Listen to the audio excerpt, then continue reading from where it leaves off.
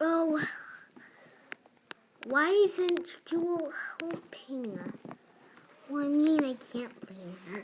Probably she didn't want to help. Let's have to go up there. Oh, I swear I heard a tweet. Look, there it is again. Then she turned around. She couldn't believe her eyes. But she saw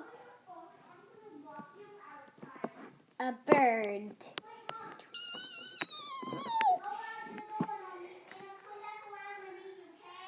Little bird. Are you okay?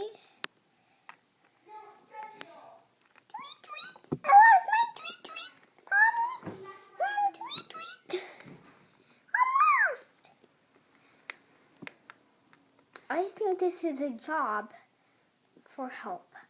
I've got to go ask Jewel Sparkles for help. She's the only one that knows the Moshling's phone number. To be continued.